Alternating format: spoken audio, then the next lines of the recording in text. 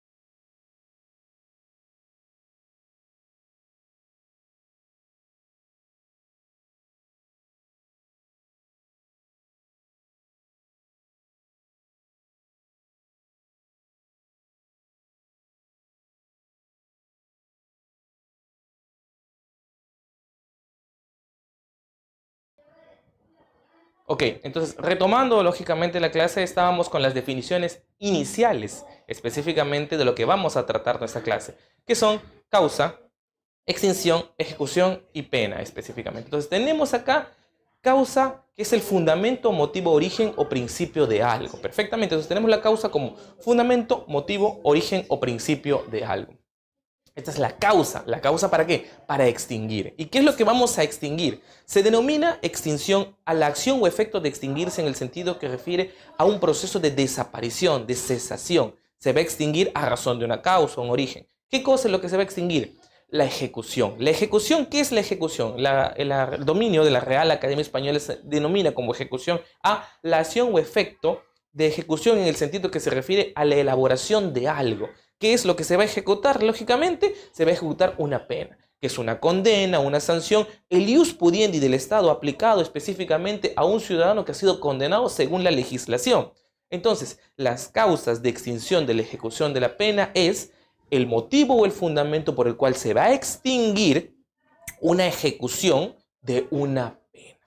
Y para eso, lógicamente, tenemos que remitirnos al Código Penal. Y para remitirnos al Código Penal tenemos específicamente el marco normativo. Y el marco normativo que vamos a analizar el día de hoy es la extinción de la ejecución de la pena y se encuentra previsto en el artículo 85 del Código Penal. Y el artículo 85 nos establece 4 supuestos, en los cuales lo vamos a analizar y los vamos a desglosar cada uno. Vamos a tocar los 3 primeros supuestos, el cuarto no, porque es sobre el ejercicio de la acción privada, que es una querella. En el presente caso tenemos el artículo 85 que señala y a la letra indica la ejecución de la pena se extingue 1. Por muerte del condenado, amnistía, indulto y prescripción. En el segundo punto tenemos por cumplimiento de la pena. En el tercer punto tenemos por excepción de la pena. Y lógicamente el último punto que no vamos a tocar tenemos por perdón del ofendido en los delitos de acción privada. Muy bien. Para eso, lógicamente, vamos a tener en cuenta lo siguiente, como pueden ver en la diapositiva. Las causas de extinción de la ejecución de la pena se presentan en aquellos casos donde existe una sanción penal judicialmente impuesta, pero cuyo cumplimiento se exenta en ciertas circunstancias especiales.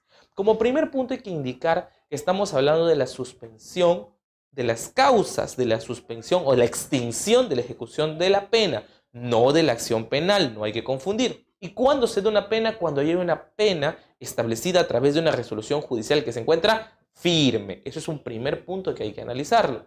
Entonces vamos a ver la primera causa, la muerte del condenado. ¿Qué es la muerte específicamente? Para eso debemos remitirnos al Código Civil en el artículo 61. Dice, la muerte pone fin a la persona. Nos remitimos al artículo 61 del Código Civil. La muerte pone fin a la persona. Esto quiere decir que la muerte es la extinción del sujeto de derecho, de la persona específicamente en la cual o sobre la cual pesa una condena. La muerte ha sido mencionada como una causa de extinción de la acción penal. Efectivamente, en el Código Penal se establece que la muerte es una causa de extinción de la acción penal. Pero bajo el mismo supuesto, si extingue la acción penal, lógicamente va a extinguir también la ejecución de la pena. Por cuanto específicamente no va a haber que ejecutar. Las penas establecidas hacia determinadas personas se ejecutan hacia las personas. Al igual que en el derecho penal, lógicamente, solamente pueden responder cualquier persona a título de autor, cómplice o partícipe, solamente responden estas personas. Y no se pueden trasladar la ejecución de la pena hacia otras personas, como por ejemplo se puede trasladar la responsabilidad de la reparación civil a los herederos. Eso sí podría hacerse. Pero en el caso de la pena concreta o la pena penal interpuesta, no puede trasladarse. Solo es asumida independientemente y solamente por el ciudadano por el cual ha sido establecida la sentencia condenatoria. Entonces, creo que está claro, la muerte del condenado es la primera forma de extinción de la acción. Muy bien, entonces tenemos el siguiente, específicamente, y lo que tenemos acá es la muerte del condenado desde la declaración de la muerte presunta. Ahora, es muy sencillo fundamentar lo que es el sentido de la muerte del condenado. ¿Por qué? Porque la muerte es lógicamente la eliminación de los signos vitales específicamente y con eso ya tenemos la falta para poder cumplir la condena. ¿Okay? Pero hay una situación que acá no viene la discrepancia inicial. Determinar la muerte y la extinción, la ejecución de la pena va en un sentido. Pero cuando tenemos una declaración de muerte presunta, es ahí el problema, es ahí en la situación en la cual sí podemos analizarla. Y por eso tenemos que remitirnos al artículo 63 del Código Civil. Y tenemos que hablar lógicamente sobre muerte presunta. Y dice, la declaración de muerte presunta sin que sea indispensable a la solicitud de cualquiera, específicamente, debe indicarse que a solicitud del interesado del Ministerio Público en los siguientes casos. Cuando hayan transcurrido más de 10 años desde las últimas noticias del desaparecido o 5 si tuviera más de 80 años de edad. Muy bien. Luego tenemos cuando hayan transcurrido 2 años y la desaparición se produjo en circunstancias que corre peligro de muerte, el plazo corre a partir de la cesación del evento peligroso, un naufragio, un accidente aéreo, un hundimiento de un barco, un incendio, ¿no? Y cuando exista certeza de la muerte sin que el cadáver sea encontrado o reconocido. Lógicamente, supongamos un incendio grave en las cuales han quedado totalmente en cenizas la mayoría de circunstancias y una persona se tiene la certeza que estuvo ahí. Entonces, la procedencia de la declaración judicial de la muerte presunta a través de una resolución judicial lógicamente tiene los mismos efectos que la muerte física. ¿Ok? Entonces, con esas circunstancias, esa también es una causa de extinción de la ejecución de la pena. La muerte presunta. Ojo, pero la muerte presunta debe ser declarada judicialmente a través de una resolución judicial por el órgano judicial competente. No solamente hay que indicarlo, hay que pasar el tiempo. Si por un caso han pasado los 5 años, cuando tiene más de 80 años de edad, o los 10 años, o en todo caso los 2 años, cuando la desaparición se dio en un hecho de un siniestro, o lógicamente cuando existe certeza de la muerte, cuando se ha dado a través de un evento peligroso, ¿no? Que se ha encontrado, que existe una certeza de la muerte, muy bien, pero cualquiera de estos supuestos debe darse a través de una resolución judicial que lo reconozca. Y para eso tenemos los efectos de la declaración de la muerte presunta en el artículo 64 del Código Civil, que es la declaración de muerte presunta, disuelve el matrimonio del desaparecido y la resolución se inscribe en el registro de defunciones. ¿Desde cuándo puede el juez penal declarar extinguida específicamente la ejecución de la pena? Desde la inscripción del registro de muerte presunta en el registro de defunciones, desde ese momento. Antes no. Entonces, esa es la primera causa de la materia de exposición del día de hoy. La siguiente, la prescripción de la pena. Muy bien. La prescripción de la pena, lógicamente, es la renuncia del ius pudiendi del Estado a poder ejercitar ya no la acción penal, sino la acción que tenemos de ejecutar la pena ya establecida. Y las formas de la ejecución rigen bajo las mismas reglas y términos de la propia prescripción de la acción penal, solo que trasladada a la ejecución de la pena. Bien, veamos el artículo 86. Dice: el plazo de prescripción de la pena es el mismo al que alude o se fija la ley para la prescripción de la acción penal. Recordemos, y vamos lógicamente a la prescripción de la acción penal. Y cuando vamos a la prescripción de la acción penal tenemos que ver lo siguiente. La pena en la prescripción ordinaria prescribe en el máximo de la pena establecida para un delito. Y en la prescripción extraordinaria, cuando ya ha tenido contacto el Ministerio Público o el Poder Judicial, en el máximo de la pena más la mitad. Esto quiere decir específicamente que si un delito prescribiría, hablemoslo así, en 8 años como pena máxima, en la prescripción ordinaria prescribiría a los 8 años porque su pena máxima es 8. Y en la prescripción extraordinaria prescribiría en los 8 años más la mitad, en 4. Esto quiere decir que sumarías 8 más 4 específicamente y serían lógicamente 12 años para poder determinar la prescripción extraordinaria. No hay que olvidar específicamente que a esto hay que sumarle los cambios y las modificaciones que existían en las cuales se establecía que específicamente con respecto a la formalización de investigación preparatoria este plazo se duplicaba, haciendo específicamente que esta prescripción aparentemente de 12 años prescribiría a los 24. Sin embargo, las últimas modificatorias han establecido que la prescripción o la interrupción de la prescripción a través de la investigación preparatoria o la emisión de la formalización de investigación preparatoria ya no duplica el plazo de prescripción. En todo caso, solamente podría emitirse o suspenderse la prescripción lo máximo hasta por 1 año. Esto quiere decir que en un delito, haciendo un ejemplo, de 8 años de pena privativa de libertad, prescribiría 8 años a través de prescripción ordinaria, 12 años a través de prescripción extraordinaria, más 1 año, 13 años en la prescripción de la acción penal. Y si el artículo 86 nos dice que el plazo de prescripción de la pena es el mismo que alude o fija la ley para la prescripción de la acción penal, vamos a trasladar dicha fórmula a la prescripción de la ejecución de la pena. Pero ¿desde qué momento se va a contar el plazo? A diferencia de la acción penal que se cuenta el plazo desde el momento en que se ejecuta el hecho delictivo, desde el momento en que se comete el hecho delictivo, acá se va a contabilizar la prescripción desde el momento en que se fija o se tiene la condición de la sentencia condenatoria firme o ejecutoria en todo caso. Entonces, ¿qué sucede acá? ¿Qué sucede acá cuando se determine este punto? Cuando se determina el punto de las situaciones de que una sentencia condenatoria debe tener la condición de firme o ejecutoria, significa que ya no exista ningún mecanismo de apelación para interponer y que éste continúe específicamente. Entonces, si no existiría y ya se declara consentida la resolución, a partir de ahí empieza el plazo de prescripción. Y acá vamos a plantearnos una situación muy interesante que se ha visto específicamente en los juzgados constantemente. Y vamos a trasladar esta hipótesis. ¿Qué sucede si en determinada fecha se emite una resolución en la cual se establece una pena, ¿ok? Y por situaciones de desidia del Estado, a pesar de que no hay ningún recurso impugnatorio sobre el mismo, o habiéndolo, el acto de consentir esta sentencia se traslada a través del tiempo y transcurre un año o dos? No sé si a ustedes les ha pasado en las cuales específicamente se ha podido determinar una situación de emisión de una sentencia condenatoria en las cuales no se ha establecido recurso de apelación y se entendería, o no se ha establecido el plazo dentro del plazo de apelación y se entendería que aparentemente al concluir el plazo debería consentirse. Sin embargo, por desidia del órgano estatal, este expediente se mantiene ahí y pasa un año o 2 años sin que el órgano lo consienta. Y transcurrido el plazo, un año o 2 años, recién sale la resolución en la cual se declara consentida. Acá viene la duda y las situaciones que pongo sobre la mesa para debatirlo.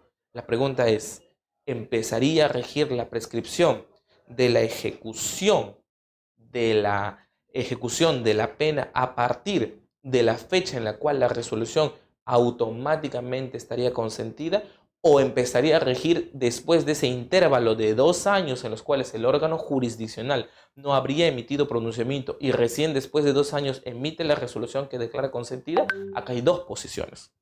La primera es que específicamente la prescripción en esta naturaleza empezaría a prescribir desde el momento en el cual ya no se interpuso recurso de apelación y se entendería que a ese momento ya quedó consentida. La segunda es que por propia desidia del órgano jurisdiccional, pero no puede ser imputable al investigado o en este caso al condenado, ¿ok? Empezaría a regir a partir del momento de la resolución de emisión de consentimiento. Pero acá viene el problema. 2 años de espera suspenderían obviamente o serían 2 años muertos, un plazo muerto, un plazo no contabilizado al favor del condenado. Y si por un caso específicamente se va a establecer que sería una sentencia con un plazo mínimo, por ejemplo, estableceríamos una condena de un homicidio culposo, cuyo plazo máximo cuyo plazo máximo para prescripción de la acción penal serían específicamente 3 años, ¿ok? Porque el plazo máximo es 2, más el doble 1 serían 3, más un año adicional por la suspensión de la prisión preparatoria, entendería que en 4 años un delito de homicidio culposo debería prescribir la acción penal y bajo el artículo 86, bajo 4 años también debería debería extinguirse la ejecución de la pena y que una vez emitida la condena haya transcurrido quizás 2 años sin que se haya declarado consentida esta resolución, automáticamente se entendería que en el tiempo prescribía en los 4 años más los 2 adicionales de plazo muerto. ¿Sería eso adecuado para el ciudadano al cual ha sido condenado? Lógicamente que no. ¿Y cuál sería el mecanismo para plantear o cuestionar esta situación? Lógicamente un proceso de amparo en este sentido, porque no habría otra figura y el Código Procesal Penal ni el Código Penal nos permiten otra interpretación, a menos lógicamente que algún magistrado ejecute control difuso en este sentido y sería muy interesante ver ese tipo de resoluciones. Luego tenemos que analizar el artículo 87 que dice interrupción del plazo de prescripción de la pena y señala específicamente el artículo 87. Se interrumpe el plazo de prescripción de la pena quedando sin efecto en el tiempo transcurrido por el comienzo de la ejecución de la misma o por haber sido aprendido en una comisión de un nuevo delito doloso. Muy bien, creo que esto está claro. Si específicamente una persona es condenada pero luego comete otro delito doloso en la cual justamente existe una aprehensión, obviamente el plazo de interrupción se da a la interrupción de la prescripción. Lógicamente señala, una vez interrumpida la prescripción, comenzará a correr un nuevo si hay lugar a ello cuando no se hubiese iniciado. Es decir, terminado y concluida esta situación, volverá nuevamente el inicio de prescripción a contabilizarse. Y hace una hincapié de un punto importante. En los casos de revocatoria de la condena condicional o reserva del fallo condenatorio, la prescripción comienza a correr desde el día de la revocación. Muy bien.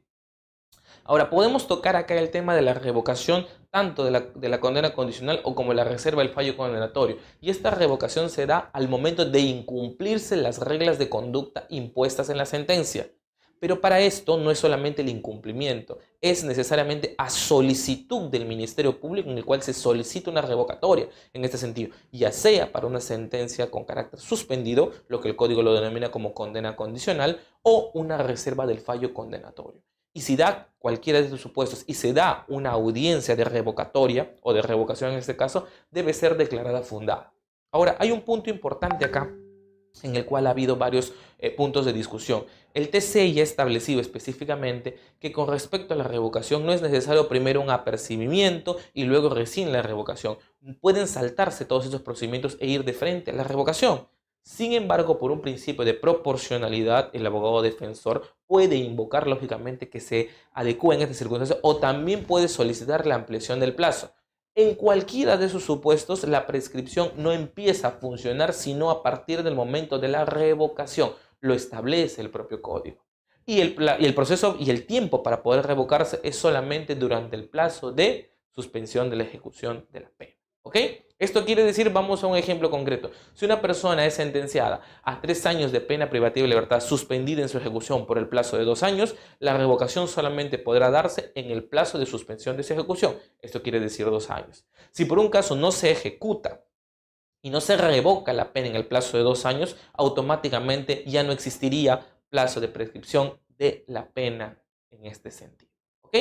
Entonces, y vamos al último ítem. Sin embargo, la pena prescribe en todo caso con los mismos plazos de la acción penal. Específicamente utiliza finalmente el mismo término que se utiliza para la prescripción de la acción penal en ese sentido. ¿Ok? Entonces, pasamos al siguiente. Cumplimiento de la pena. Muy bien. Este generalmente es ya el supuesto más claro y ordinario que puede existir, que señala: el cumplimiento de la pena impuesta constituye efectivamente la forma regular de extinguir la pena, así como el pago de extinción de la obligación civil. El cumplimiento de la pena produce el mismo efecto respecto de esta, del mismo modo la suspensión de la ejecución de la pena y de la reserva del fallo condenatorio. Muy bien, solamente se alcanzará la extinción de la pena cuando se haya cumplido el periodo de prueba sin una revocación o ampliación.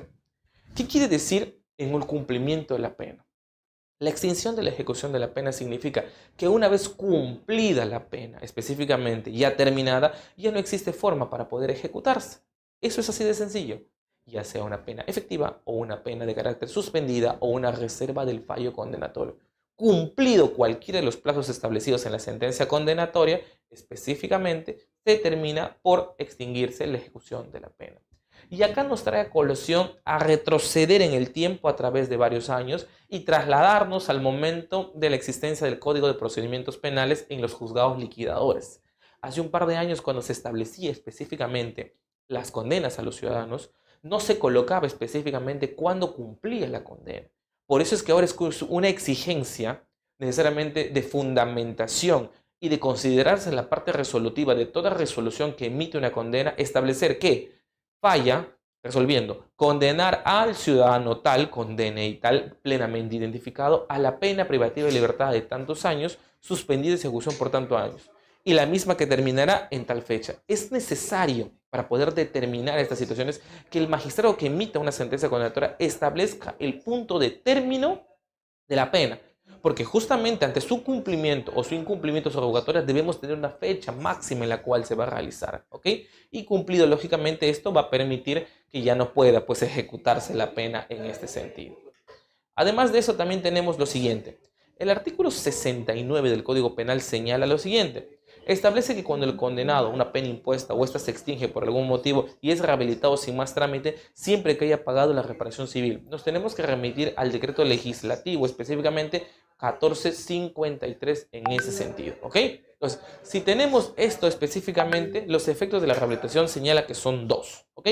Por un lado, se restituye a la persona los derechos suspendidos o restringidos en la sentencia, ¿no? Lo que comprende su reposición de cargos, comisiones o lo que se fije a través de la privación de la libertad, y por el otro, la cancelación de los antecedentes penales, judiciales y policiales. La rehabilitación es la figura en la cual un ciudadano a través o la cual ha sido condenado a través de una sentencia condenatoria va a rehabilitarse, va a resocializarse, va a reinsertarse al sistema. No hay que olvidar que la mayoría de trabajos o de centros laborales, los antecedentes penales, judiciales y policiales son automáticamente evaluados para poder determinar la idoneidad de esta persona.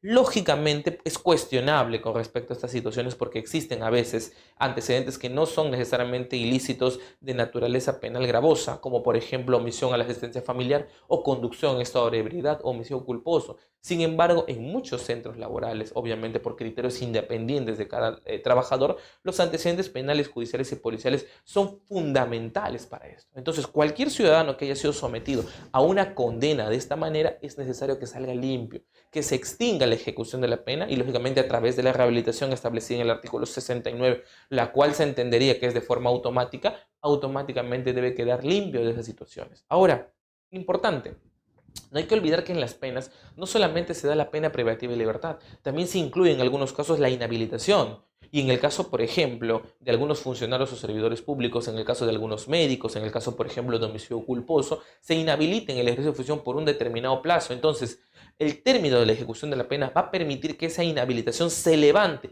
y él puede ejecutarse. Por eso es que se advierte específicamente que se trata de la reposición de cargos, comisiones a los que se encuentra privado a razón de la sentencia. No es solamente una privación de libertad, también es una inhabilitación que lógicamente va a volverse, va a desaparecer al momento de la extinción de la ejecución de la pena. Muy bien. Luego tenemos algo muy interesante que es la amnistía y el indulto, algo en lo cual podemos conversar constantemente, en las cuales han sido sometidos a varios debates. Tenemos el caso del indulto a Fujimori, en el cual ha sido lógicamente muy cuestionado y nos ha dado mucha interesante jurisprudencia en el Tribunal Constitucional, porque si bien es cierto podría ser una facultad presidencial, no está exento de control y ya se ha determinado y lo comentaremos en este momento por qué. Empecemos primero por la amnistía. ¿Qué nos señalan de la amnistía? La amnistía ya nos ocupamos de estudiarla como causa de extinción de la acción penal.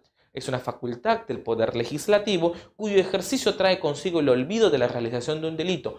El olvido de la realización de un delito que ya está condenado. ¿Ok? La única particular que nos causa como la extinción de la pena es que la ley que dispone la amnistía entra en vigencia cuando el autor del homicidio se encuentra ya condenado. Bajo circunstancias, es evidente que no procede la acción de la acción penal, sino la puesta impuesta por resolución firme. Muy bien, estamos claramente con esas situaciones de la amnistía. Contrario al indulto, que es la parte en la cual tenemos mucho que debatir, por el contrario, es únicamente la causa de extinción de la pena en el que se trata de una decisión del presidente de la República que suprime la pena impuesta, es decir, que su procedencia requiere una existencia previa de una condena firme. Un punto en el cual se analizó específicamente bastante en nuestro país es con respecto a los indultos presidenciales otorgados en el gobierno de Alan García Pérez, cuando se habló mucho de que estos indultos eran otorgados a través de favores y a través de otras situaciones en las cuales no se llegó a aprobar específicamente, pero ha sido muy cuestionado. Y esto es lo que abrió la puerta específicamente a poder cuestionar el indulto de Fujimori. ¿En qué sentido? El indulto, señalamos, es una prerrogativa presidencial prevista en el artículo 118, inciso 21 de la Constitución Política, que corresponde, lógicamente, a un referendo ministerial mediante decisión de indultar a una persona condenada por un delito. El presidente de la República priva, señala, de eficacia de una decisión jurisdiccional del condenado y emite el cumplimiento en lo dispuesto por la ley penal. Muy bien. Se entendería que específicamente el artículo 118, inciso 21 de la Constitución otorga al presidente esta prerrogativa.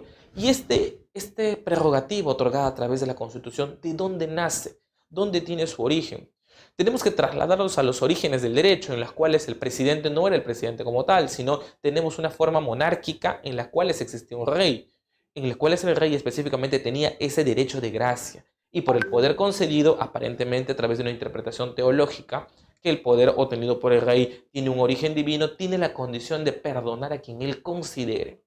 Esa condición de la monarquía ha sido trasladada a través del tiempo y ha llegado lógicamente a la república y a los órganos democráticos, en los cuales por más que el presidente sea un órgano y una persona elegida democráticamente, se le seguía otorgando y se le sigue otorgando, porque ese artículo no está derogado, esta condición y este poder de indultar, establecido en el 118, inciso 21.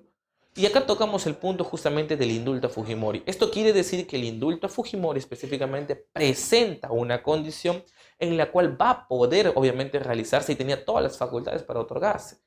Trasladémonos en el tiempo y hablemos un poco del tema. Pedro Pablo Kuczynski otorgó el indulto a Fujimori, sí, efectivamente. ¿Tenía las prerrogativas necesarias? Específicamente sí, el artículo 118, inciso 21 de la Constitución le facultaba. Sin embargo, no hay que olvidar que existe un procedimiento establecido en el Decreto Supremo 04/2007 y sus modificaciones. Establece específicamente que esa debe seguir unas pautas para poder indultarse. Esto quiere decir que lógicamente el presidente, si bien es cierto el no seguir estas pautas, y hay dos interpretaciones, porque de eso se trata el derecho de interpretarlo. La primera interpretación es que la omisión de las pautas establecidas en el Decreto Supremo 04/2007-JUS y sus modificaciones no invalidaría el indulto. Y la otra posición es de que si no se siguen los procedimientos establecidos en el Decreto Supremo 04/2017-JUS, invalide el indulto y por más que sea una facultad, una prerrogativa del presidente, no podría ejecutarse porque por más que él tenga esas facultades, debe ceñirse a un organismo específicamente y una estructura de cómo. Porque está sometido a un ordenamiento jurídico y la condición de una monarquía y una decisión absoluta del presidente no puede estar por encima del ordenamiento jurídico. Esa es la interpretación más lógica. Entonces, ahí entramos al máximo intérprete de la Constitución y el Tribunal Constitucional señaló que se reconoce que el indulto es una facultad presidencial que está revestida del máximo de discrecionalidad. Y acá señala, aunque esto no significa que sea ejercido sin control jurisdiccional y en la más absoluta arbitrariedad. ¿Qué quiere decir con esto? Que por más que el presidente tenga estas facultades, lógicamente tiene que tener un control constitucional. Obviamente, ¿qué quiere decir? Que siga las pautas establecidas en el Decreto Supremo 04/2007. Ahora, vamos a entrar en el tema. ¿Y qué sucedería que si no sigue estas pautas? Lógicamente el indulto es declarado nulo, como lo que pasó con el expresidente Alberto Fujimori. Seguidamente tenemos la excepción de la pena. Este es un tema muy interesante, que es casi el último para el cual vamos a analizar y tenemos la excepción de la pena. Pero para esto vamos a remitirnos al artículo 68 del Código Penal. Dice, el juez puede eximir de sanción en los casos en los que el delito esté previsto de la ley con pena privativa de libertad no mayor de 2 años o con pena limitativa de derecho o con multa si la responsabilidad de la gente fuere mínima. Muy bien. Criterio personal independiente, de repente podríamos abrir debate y sería materia de muchas preguntas en esta clase. La siguiente, el juez puede eximir de sanción en los casos que el delito esté previsto con pena privativa de libertad no mayor de 2 años. Muy bien. Y la pregunta es, ¿qué delitos en nuestro sistema de justicia, en nuestro Código Penal, prevén en esta condición que pueden ser materia de excepción de la pena? Homicidio culposo, autoaborto, aborto preterintencional, sustracción de menor, violación de domicilio y violación de correspondencia. Hasta el momento, y obviamente les indico, si podrían ustedes encontrar una resolución judicial en la cual se haya aplicado el artículo 68 de la excepción de la pena, particularmente en el caso concreto de quien les habla, no ha encontrado ninguna. No he encontrado ningún momento en el cual ningún juez haya aplicado el artículo 68. ¿Por qué? Por la parte infine del mismo. Dice, si la responsabilidad de la gente fuere mínima. Entonces, ¿cómo se va a determinar la responsabilidad de la gente? Específicamente. Vámonos al primer supuesto, homicidio culposo. Para determinar un homicidio culposo, lógicamente tiene que haber la muerte de alguien. ¿Ok? Entonces, hablamos en el supuesto del homicidio culposo, primer párrafo, homicidio culposo de naturaleza simple. Entonces, si existe una persona que ha fallecido y existe la muerte de una persona específicamente, la extinción de la vida de un ser humano, la pregunta es, ¿que la responsabilidad de la gente fue mínima o no? Si se ha encontrado responsabilidad. Lógicamente que no. Es por eso que generalmente, si bien es cierto, se puede aplicar el homicidio culposo a través del artículo 68 y podría darse la excepción de la pena, podría darse. Sin embargo, hasta el momento, nunca he visto que ningún juez establezca la excepción de la pena en este sentido. ¿Ok? Luego tenemos el autoaborto. Específicamente en la clase del autoaborto tenemos también otra condición. Cuando una madre gestante ha establecido y lógicamente se le ha condenado a una pena no mayor de 2 años. Entonces, establecer estas condiciones ya entran a la facultad discrecional del magistrado. Desde un punto de vista teológico, específicamente nos permite obtener una condición distinta. ¿Por qué? Se supone que estas personas ya han sido condenadas, ya presentan una sanción y ya han sido sancionadas por el Estado y específicamente se le ha establecido una condena. Entonces ya han pagado sus culpas, ya han resarcido el daño. Y la excepción de la pena específicamente es porque este resarcimiento del daño ya ha sido cumplido y lógicamente no tienen que mantenerse todo el tiempo específico sobre el plazo. Vamos a hacer un pequeño ejemplo con respecto a la violación de domicilio. Se falla condenando al ciudadano tal con DNI tal, de tales características, tales domicilios y todas las situaciones. A. Un año de pena privativa de libertad suspendida de su ejecución por un año, sujeto a las siguientes reglas de conducta. Se emite la resolución, obtiene la condición de cosa juzgada específicamente a los 30 días, porque no se interpuso recurso de apelación, y el órgano jurisdiccional también demora un poco en consentir esta resolución. Pregunto, ¿el juez, a razón de que en esta situación del delito de violación de domicilio no existe una responsabilidad o que la gente fuere mínima, podría emitir la exención de la pena? Claro que sí. Pero como les digo, en ningún momento durante todos estos años he visto la aplicación concreta del artículo 68. ¿Por qué? Porque la extinción de la ejecución de la pena específicamente no es producción para los órganos jurisdiccionales, ya que es parte quizás de una crítica. Al emitirse resoluciones que extingan la ejecución de la pena y al no tratarse de producciones para el órgano jurisdiccional, obviamente no es importante. Entonces, estos expedientes son trasladados a la ejecución, al área de ejecución y hacia el especialista de ejecución para que empiece su procedimiento. Entonces, no resulta importante. Esto no quiere decir que algún abogado, en aplicación del artículo 68, cuyo persona o ciudadano a través haya sido sentenciado en alguno de estos delitos, que son varios, yo solo he citado 3, vayan lógicamente a determinar o a poder solicitar la exención de la pena en este sentido, ¿cierto? Entonces, es válido en ese sentido. Bueno, estos son específicamente los puntos en los cuales se pueden trasladar a través de la condición de la extinción de la ejecución de la pena en todo el sentido de la palabra. Ahora, existía un último elemento que es lógicamente el perdón en los casos de la acción privada. No hemos tocado esas situaciones porque específicamente el perdón en la acción privada corresponde a los tipos de ilícitos en los cuales se ubican en las querellas y específicamente va con respecto a la acción privada en el cual el titular de la acción no es el Ministerio Público, sino es un propio privado que se siente ofendido en su delito contra el honor. Una de las formas de una vez tener el perdón, el cual ya ha sido sentenciado, es una forma de obtenerlo y lógicamente extinguirse, pero eso lógicamente sería materia de exposición en otra circunstancia y en otro día.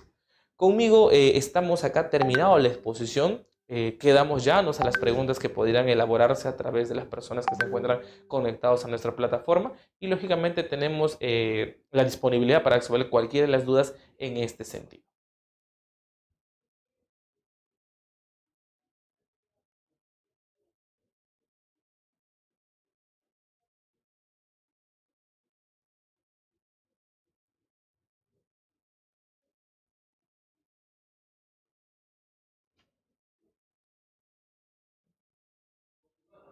Ok, entonces estamos acá esperando justamente en el tema del chat de las preguntas, específicamente, y estamos en ese sentido esperando en el sentido del chat y nos acaban de indicar específicamente.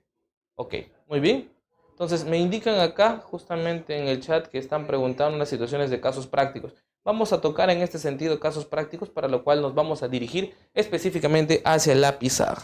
Entonces la pregunta es, ¿quieren específicamente que se señale casos prácticos? ¿Cómo vamos a indicar la aplicación de la excepción de la ejecución de la pena? Vamos a indicarlos.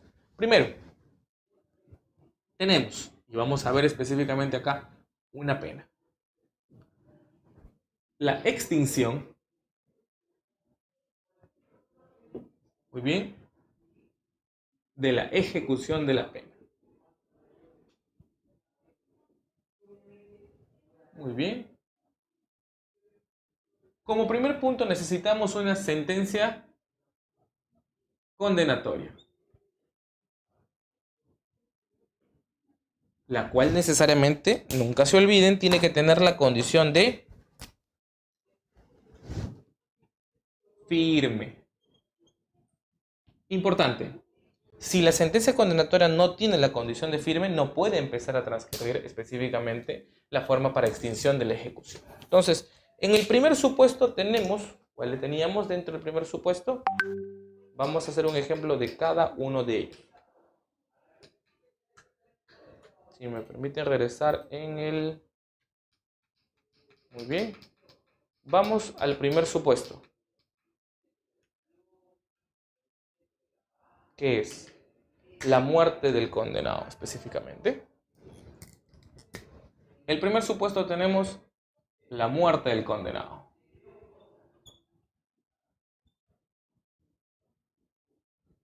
Simplemente esto se da cuando se encuentra registrado en RENIEC. El juez específicamente va a determinar que efectivamente ha sido la muerte a través de su registro en RENIEC. Y como quiere que fuere, nuestro punto fundamental ha sido, o el debate es, cuando se habla de la declaración de muerte presunta. Aquí es importante aclarar las situaciones. ¿Cuándo podría darse una situación de muerte presunta específicamente? Cuando esta persona no tenga aún una resolución judicial que lo avale.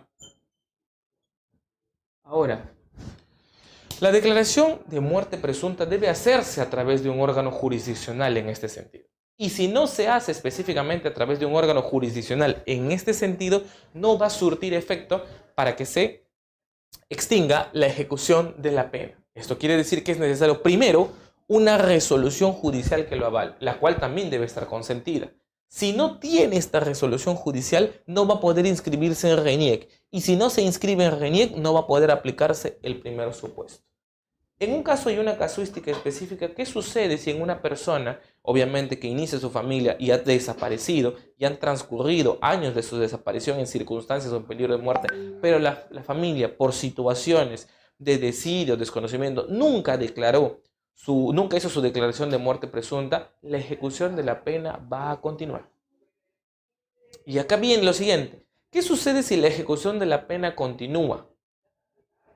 Eso quiere decir que la ejecución de la pena también va a continuar no solo en el extremo de la pena, sino en el extremo de la reparación civil. Y no hay que olvidar que específicamente la reparación civil sí puede ser trasladada a los herederos en ese sentido, que es otra materia de exposición. Entonces, resultaría conveniente si nuestro condenado, que puede ser un cercano a nosotros específicamente, en las cuales ha cometido este delictivo, ha sido sentenciado, pero estamos a la espera porque ha desaparecido de una posible muerte presunta, establecer su declaración judicial de muerte presunta y trasladarla al proceso penal para solicitar su extinción de ejecución de la pena, claro que sí resulta totalmente procedente y adecuado, porque no hacerlo extinguiría y permitiría aún que la reparación civil pueda continuar cobrándose a través de sus herederos.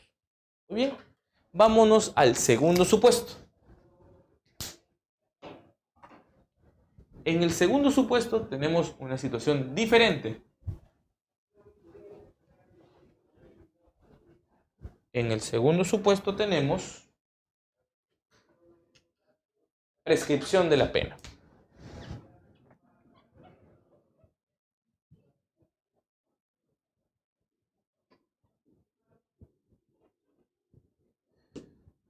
La prescripción de la pena es una institución muy interesante porque específicamente es la sanción que se le aplica al Estado por su inacción por el traspaso del tiempo. Sanción que se le aplica al Estado por inacción por el traspaso del tiempo. ¿Qué quiere decir esto? Que efectivamente cuando el Estado ha emitido o no ha podido ejecutar específicamente sus funciones a través del ius pudiendi, automáticamente la prescripción surte un efecto de esta naturaleza. Y al surtir un efecto de esta naturaleza se habla de la prescripción de la acción penal. No olvidemos que la acción penal no es lo mismo que la pena. La acción penal es el hecho por el cual uno va a tratar de condenar a una persona, y la pena es la pena impuesta a una persona que ya se ha determinado su responsabilidad penal y obviamente está sancionado. ¿A través de qué? De una sentencia condenatoria de condición firme. Muy bien. Entonces, ¿cómo se va a aplicar la prescripción de la pena? ¿Ok?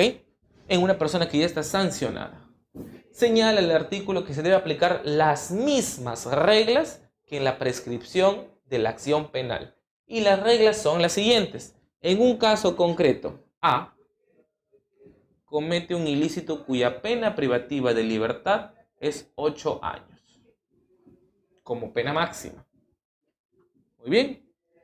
Nos trasladamos a la fórmula de la acción penal. Si es 8 años, en una prescripción extraordinaria serían 8 más 4, 12. Más la última modificatoria existente en la cual no exime específicamente un año.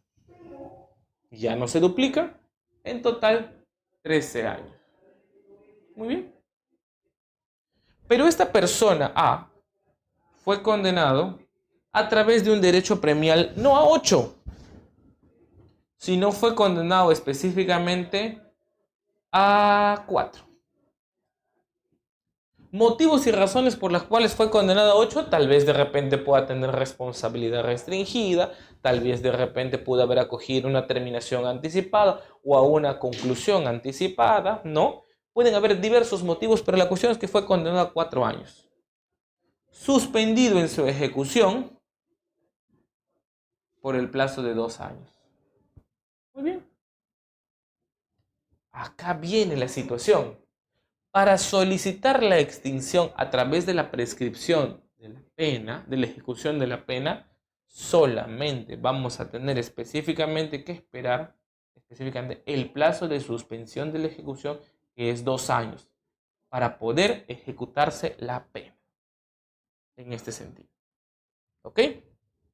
Porque su plazo de suspensión de ejecución es de 2 años. En el supuesto que A haya sido condenado a 5 años de pena privativa de libertad, ¿ok? 5 años de pena privativa de libertad, en las cuales específicamente se haya dado, ¿ok? Y este no es encontrado, es decir, se tiró a la fuga. Para capturarlo y para hacer que cumpla específicamente su condena, podrá hacerse hasta 13 años después de emitida la sentencia condenatoria firme. Supuesto 3.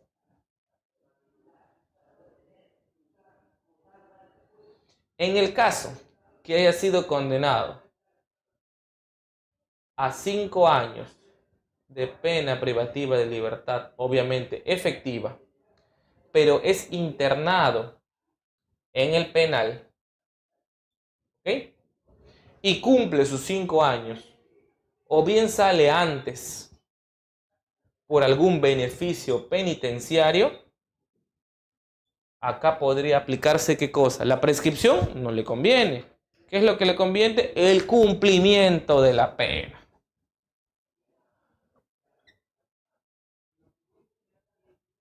¿Ok? Son supuestos distintos.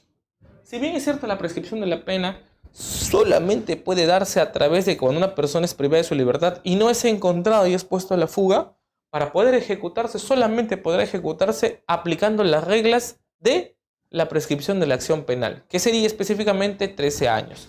Pero si se establece una pena de carácter suspendida, solamente podrá ejecutarse dentro del plazo de suspensión de la ejecución de la pena. Si se traslada este plazo y se pasan de los 2 años, automáticamente ya no podría, obviamente, ejecutarse la pena. ¿Ok? Y también, lógicamente, se declararía extinto. En cambio, si es condenado a 5 años de pena privativa y si es internado en establecimiento penitenciario, al cumplir sus 5 años, lógicamente, también se extingue la ejecución de la pena, pero también puede ser antes aplicado a través de los beneficios penitenciarios en este sentido. Entonces, tenemos acá 3 supuestos posibles con respecto a la prescripción de la pena. Muy bien.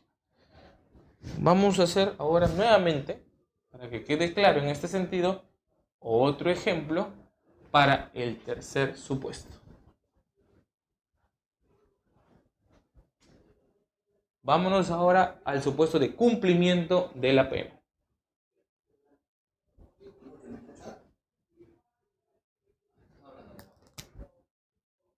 Sí, le escucho. Qué bueno, qué bueno. Dime, te escucho. Usted ha mencionado en cuanto si el sentenciado se da la fuga. Ujú. como plazo máximo 13 años. ¿Me podría, por favor, redondar esa idea? O sea, ¿cómo es Perfecto. así 13 años? Muy bien. A ver, vamos a un solo ejemplo. A ver, persona A, ¿listo? Vamos a hacer una sola sentencia condenatoria. Hablemos de un delito que es condenado en el primer supuesto a 4 años de pena privativa de libertad, suspendida en su ejecución por 3 años. ¿Cuándo se extingue? ¿O de qué forma puede extinguirse esto? Muy bien. Cuando se superan los 3 años. Porque transcurrido el plazo de suspensión, suspendida en su ejecución por plazo de 3 años, ya no podría ejecutarse la pena de 4 años. Ya no se podría dar una revocatoria. ¿Ok? Entonces, si no se puede dar una revocatoria, automáticamente ya no puede ejecutarse la pena y se da una extinción de la pena. ¿Ok? Este es el plazo de 3 años, porque así lo establece la sentencia. Supuesto 2. Cuando el mismo condenado es sentenciado a 4 años de pena privativa de libertad con carácter efectivo, que también es posible. ¿Ok? Pero este se da a la fuga. Muy bien. Y obviamente salen las órdenes de captura, ¿no? Para que lo capturen y cumpla su condena de 4 años de pena privativa de libertad. ¿Cuánto tiempo va a seguir saliendo las órdenes de captura? Muy bien. Si la pena en este caso, porque obviamente ha sido 4 años otra vez, sea la pena máxima, ¿ok? De 6 años, suponiendo, se aplican las reglas de la prescripción de la acción penal. 6 años más 3 años, que es la prescripción ordinaria, más un año, que es establecido por la formalización y continuación de investigación preparatoria, que es el plazo de suspensión, se entendería que prescribiría en 10 años la acción penal. Y la misma aplicación de la acción penal se da para la extinción de la ejecución de la pena. Si este condenado es condenado a 4 años de pena privativa de libertad efectiva y se tira la fuga, ¿hasta cuándo lo pueden apresar para poder establecerse y meterlo al penal a cumplir los 4 años? Hasta dentro de 10 años. ¿Y desde qué momento se empieza a contabilizar estos 10 años? Se empieza a contabilizar desde el momento de su sentencia condenatoria que ha sido firme.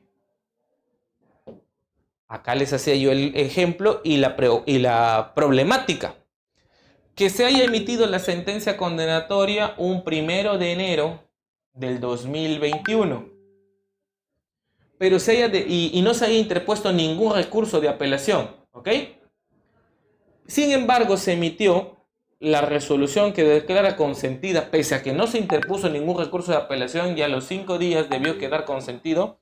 Recién la resolución que declara consentida sale un 10 de enero del 2023, 2 años después.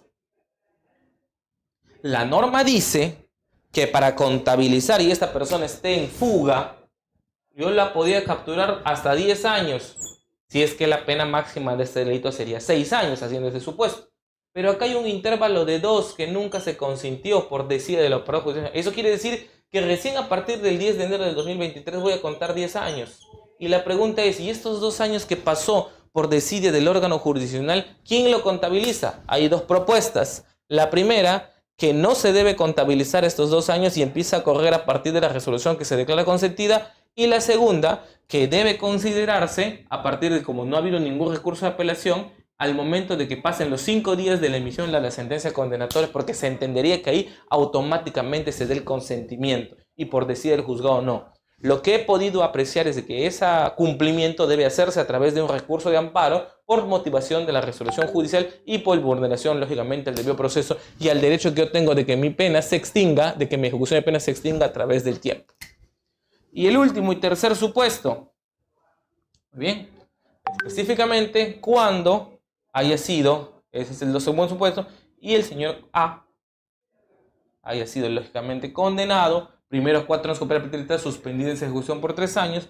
La segunda, condenada con pena privativa efectiva pero situó la fuga. Y la segunda, condenado a 4 años de pena privativa de libertad con carácter efectiva, pero obviamente ingresa al penal. ¿Cuándo se extingue la ejecución de la pena? Cuando cumple su pena. Cuando se cumple. Ahí se da el supuesto de cumplimiento. Muy bien.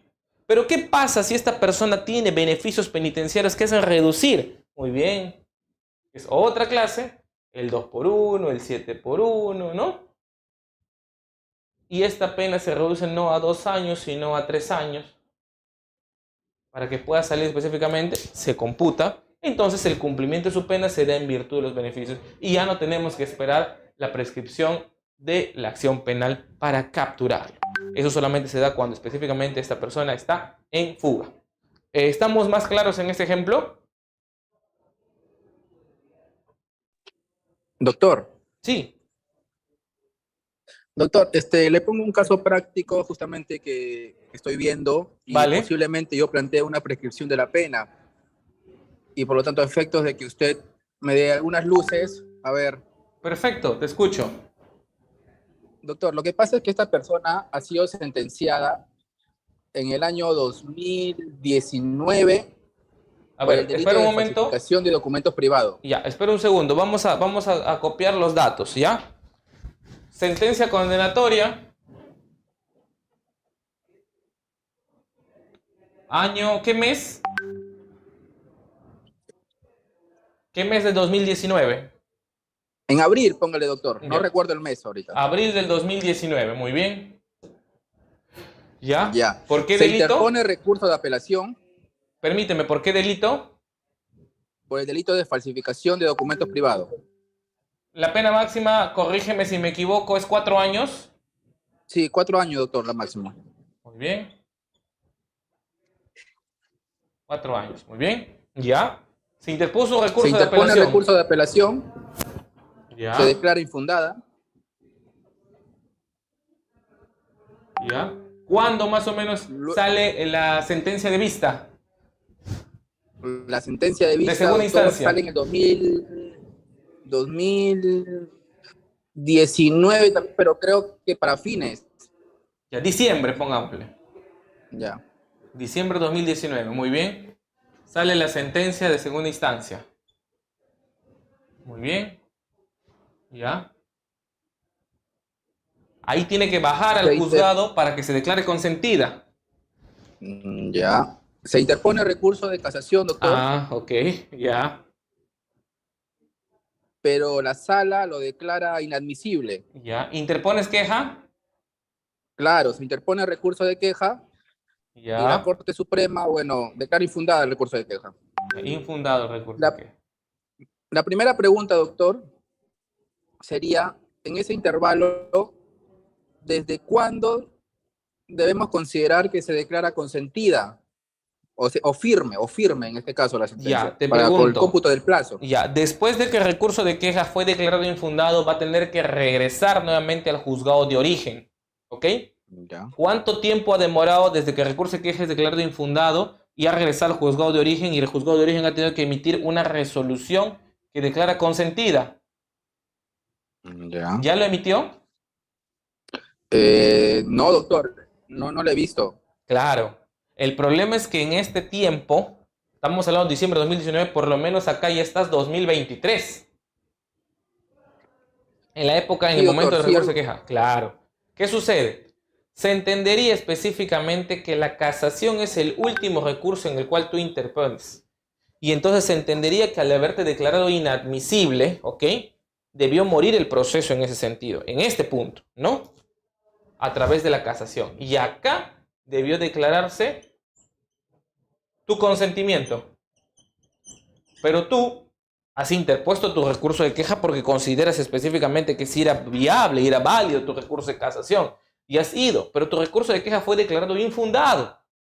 Y entre el tiempo entre la casación y la queja, hasta la resolución de consentida, ha pasado un tiempo de cálculo 2020, 2021 y 2022. Muy bien. Y se entendería que debe emitirse una resolución que declare consentida cuando regrese.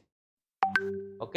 Ahora, tendríamos que ver porque la Suprema establece dos cosas y yo te pediría que revises dos puntos. Primero, si el recurso de queja y al momento que declara infundado el recurso de queja termina y señala la propia Suprema en el cual declara consentida esa resolución, porque a veces la Suprema lo hace.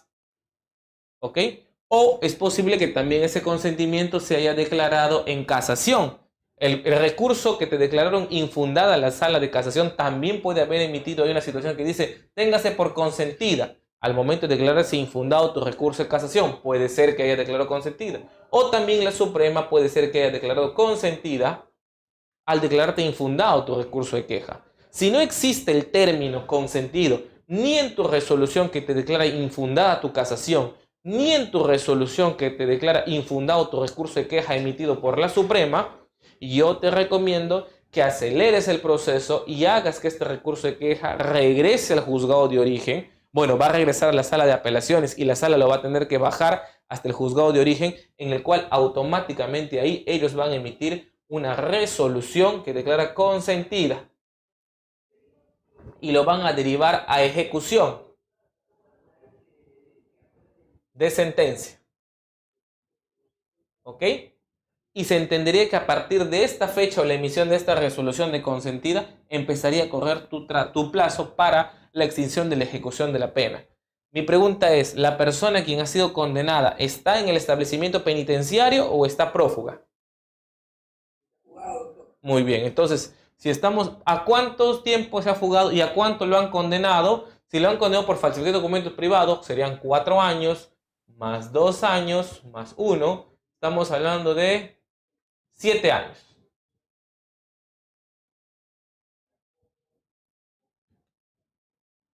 7 años específicamente. Entonces tenemos que Doctor, en esperar. caso de fuga, entonces aplica la prescripción extraordinaria. Claro que sí. Todas las reglas de la acción penal aplicables. 4 años es la prescripción ordinaria. 2 años la prescripción extraordinaria, más 1 año el plazo de suspensión.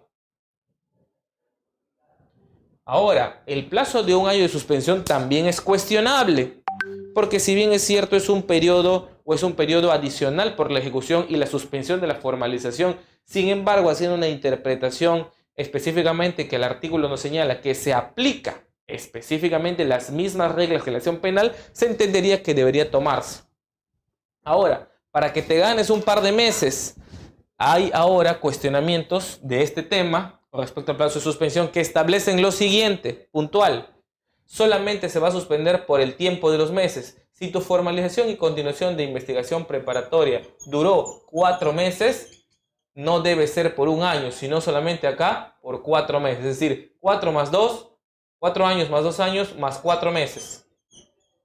Pero en todo caso, si ha habido una ampliación de investigación, una investigación que declaró compleja por 8 meses, sea cual sea el plazo, jamás va a pasar de 1 año. Por eso es que yo lo coloco 1 año, porque es el plazo en el cual nunca va a pasar.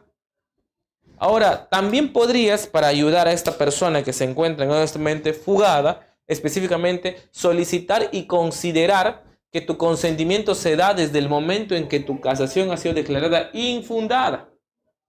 ¿No? Porque el recurso de queja no es una instancia más. ¿Ok?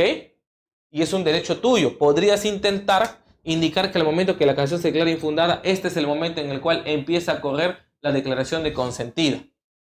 Podrías intentarlo y revisar tu casación si es que de alguna forma señala que téngase por consentida la resolución en materia de apelación. Lo más probable es que la sala haya emitido una resolución que dice al recurso de casación interpuesto por el abogado defensor, téngase por infundado el mismo, ¿no? Y devuélvase los actuados y la sentencia al juzgado de origen para que ejecute la sentencia y téngase por consentida la misma. Si la resolución ha señalado eso, puedes usar eso como un término de partida para la extinción de la ejecución de la pena por prescripción. Si no has señalado eso, porque tampoco no es obligatorio en ese sentido, deberías empezar a contabilizar desde la emisión de una resolución de consentida que la tienes que obtener lo antes posible. ¿Vale? Ok, doctor, muy amable, gracias. Vale, no hay problema. Listo. Entonces, ¿estamos claros con ese tema o algún otro caso que tengan ahora para tocar?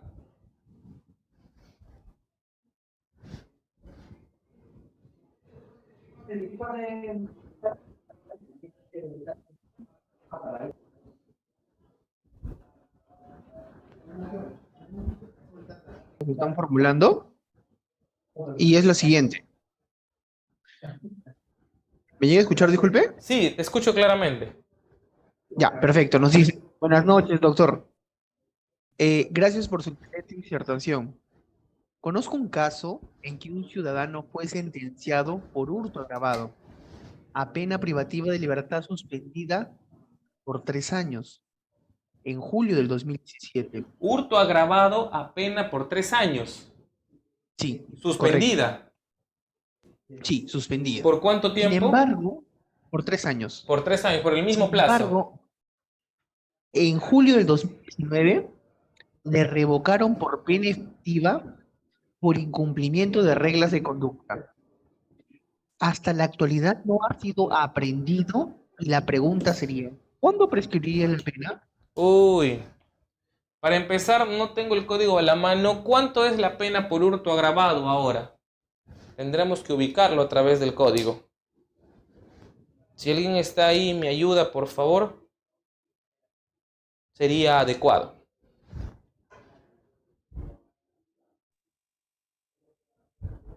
Para poder sacarla y decirle cuándo específicamente prescribiría. Doctor, la pena es no menor de 3, mayor de 6 años, en hurto agravado. Ni mayor de 6 años, para 6. 6. Perfecto. Entonces, a ver, primero, plazo en el cual empieza a regir el plazo para poder extinguir la ejecución de la pena por prescripción. Como esta persona ha sido sentenciado por 3 años, suspendida en su ejecución por el plazo de 3, automáticamente tenía un beneficio único, en el cual solamente debía cumplir sus reglas de conducta por 3 años. Y cumplido el plazo de 3 años, ya no le podían cambiar y variar a su pena privativa de libertad por 3 años. Entonces cometió un error garrafal y se le revocó. Conforme la pregunta se indica que se revocó en julio de 2019, es a partir de la revocatoria de julio de 2019 donde empezó a regir el plazo para la extinción de la prescripción, julio del 2019.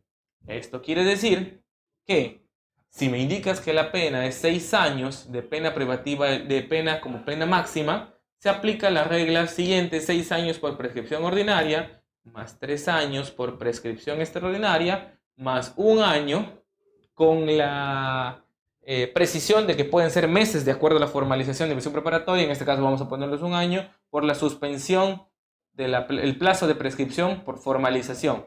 6 más 3, 9 más 1, 10. En 10 años. O sea que si este ciudadano se ha tirado a la fuga desde julio de 2019 más 10 años, tendría que estar escondido hasta julio del 2029.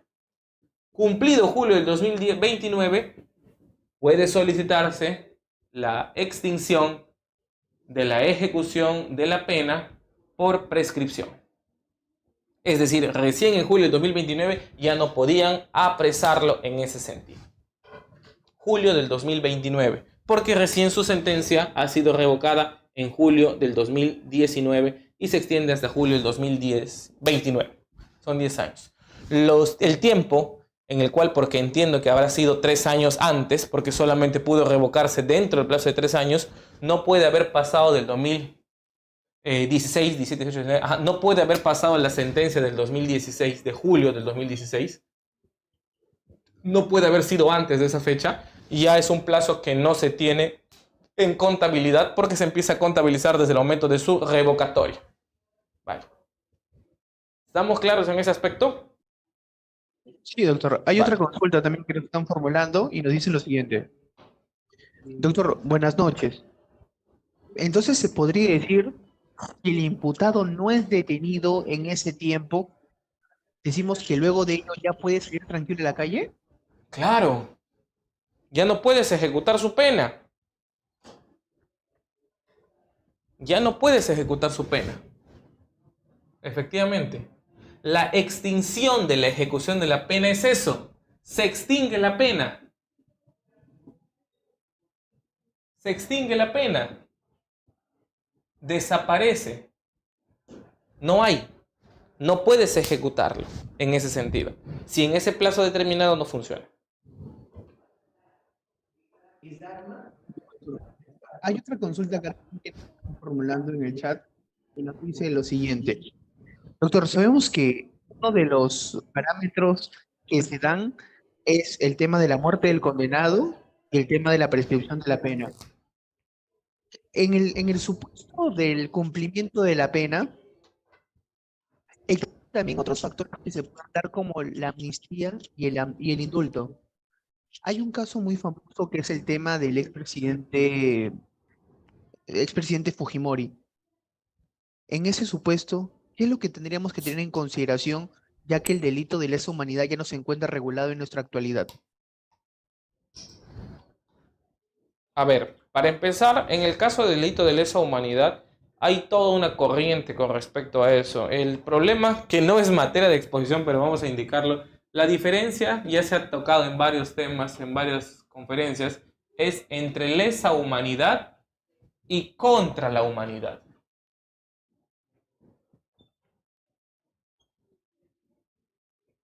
Entonces, en estas situaciones estaban las situaciones que van en el tema, en las cuales no hay imprescriptibilidad sobre esos temas de delitos.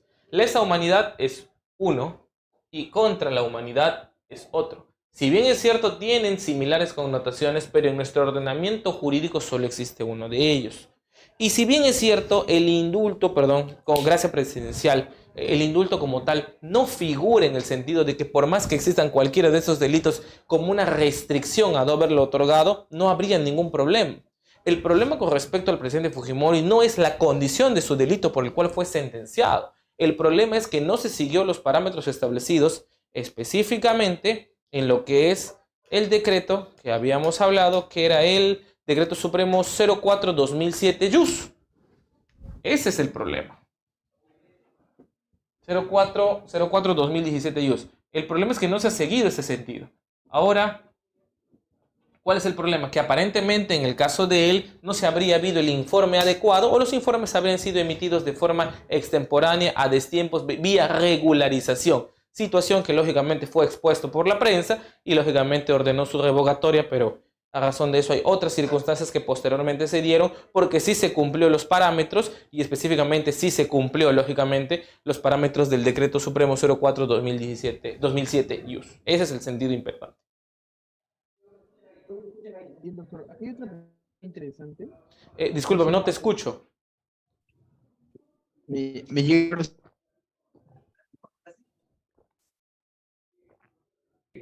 ¿Me llega a escuchar, doctor? Ahora sí, recién te estoy escuchando. Ya, perfecto, listo. Hay una pregunta que nos están formulando y nos dice, ¿qué tenemos que tener en consideración cuando nos preguntan sobre el perdón de los ofendidos en los delitos de la acción privada? A ver, el perdón del ofendido es otras circunstancias. A ver, como dijimos al inicio, no íbamos a tocar el último punto, pero ya que lo están preguntando, vamos a tocarlos. El perdón del ofendido es exactamente lo mismo que la conciliación previa en la audiencia de querella.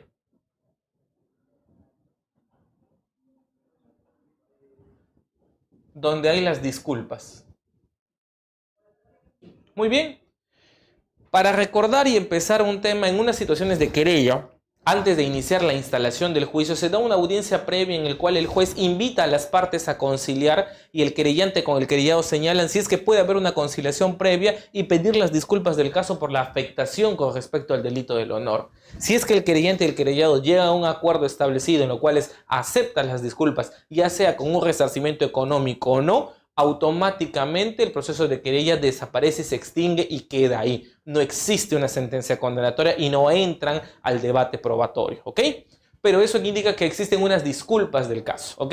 Las disculpas pueden ser, de acuerdo al solicitante, el querellante, físicas, presenciales a través del mismo medio, o de repente las disculpas acompañadas con un monto de reparación civil. Distintas situaciones que pueden quedarse entre ellos porque es un ejercicio de acción privada. El querellante, lógicamente, tiene la similitud al tema del Ministerio Público. Entonces, si esto ha pasado y no han llegado al acuerdo y no han arribado, se supone que ha seguido un proceso, ¿ok?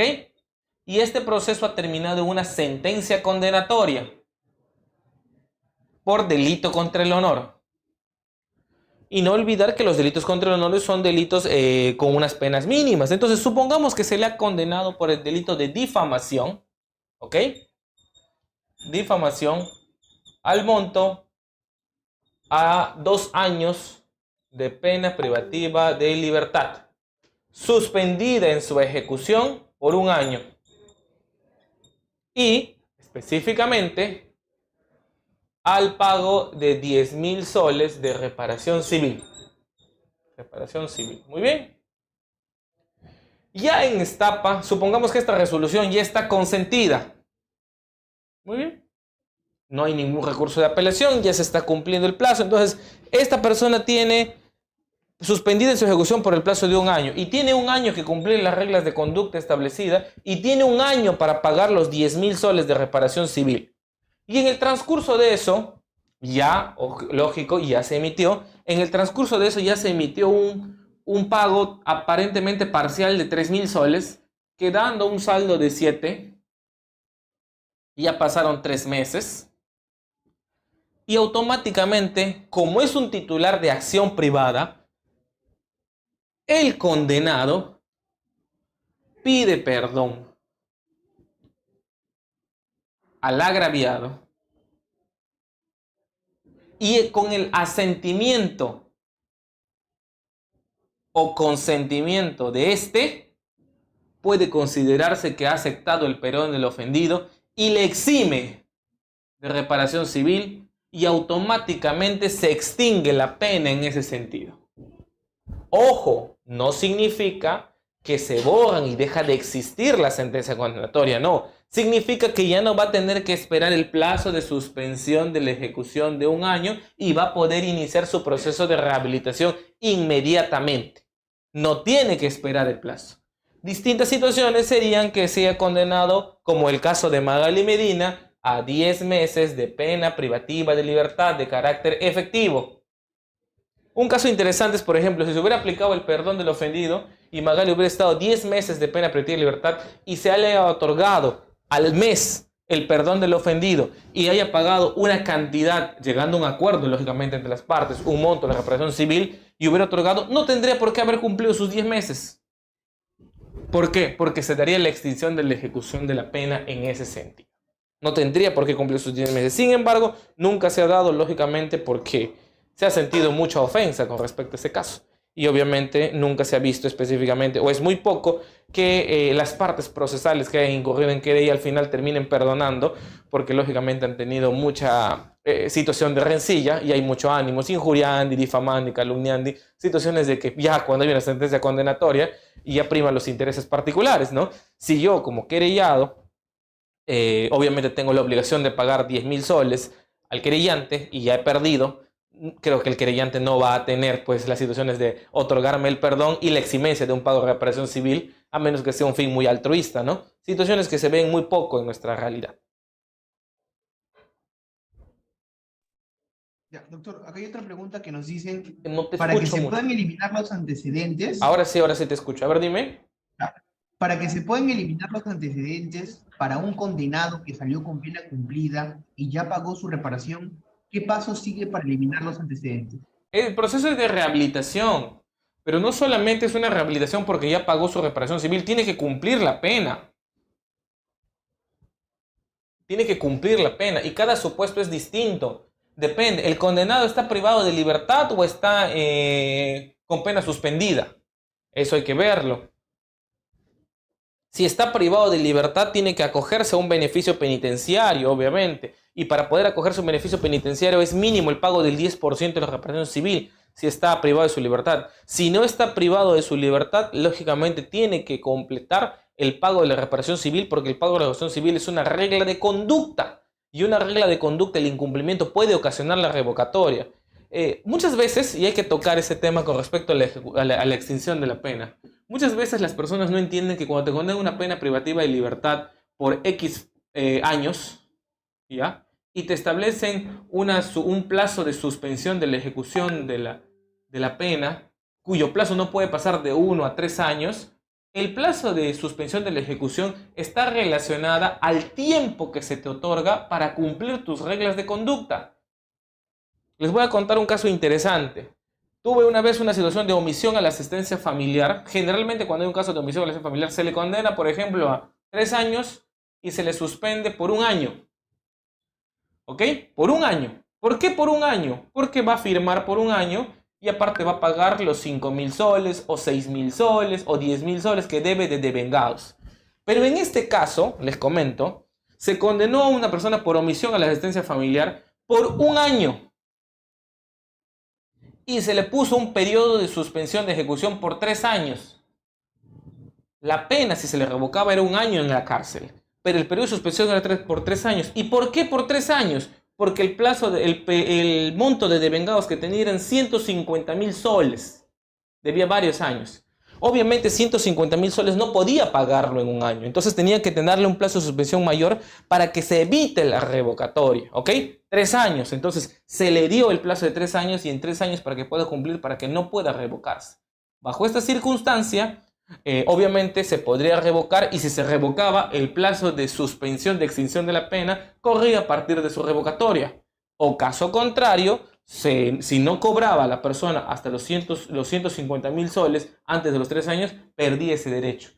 Punto aparte, si perdía y no cobraba en los 3 años, automáticamente bien podría irse a lo que es la vía civil a través de una obligación de dar suma de dinero en ese sentido.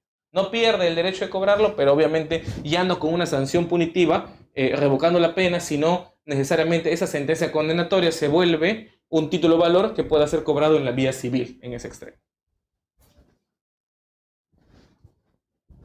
Listo. ¿Alguna otra pregunta?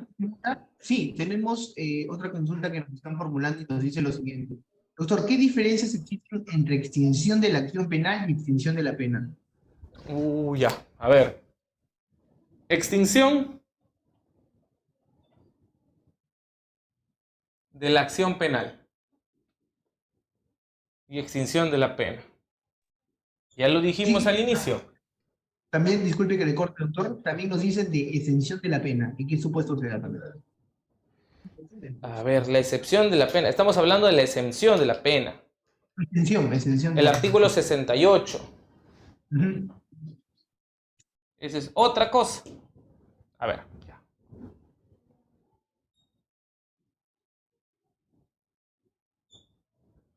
A ver, vamos en orden. Parece lo mismo, pero no hay que confundirnos. La extinción de la acción penal se da a través de la extinción de diversas formas. Y esto tiene que ver a partir del hecho delictivo. También se da por muerte, por prescripción, por cosa juzgada, ¿no? La acción penal se empieza a contabilizar del hecho delictivo, ¿ok? Mientras que la pena es la imposición de la pena a partir de la sentencia condenatoria. La acción penal es del hecho delictivo y la pena impuesta es a partir de la sentencia condenatoria. ¿Ok? Esa es la diferencia. Uno va a extinguir la acción penal a través, tocando punto de situaciones del hecho delictivo, y uno va a extinguir la pena impuesta a través de la emisión de una sentencia condenatoria. ¿Y cuál es la diferencia de la exención de la pena? El artículo 68 establece en los cuales se haya condenado a una persona con una sentencia condenatoria con un delito que no haya sobrepasado la pena privativa de libertad y no sea mayor a 2 años, el juez puede darle la exención. ¿En qué sentido? De que puede específicamente librarlo y no completar su pena. Pero como lo dije al principio, es un caso muy difícil de aplicar. Es algo así como la cesación de la prisión preventiva de oficio.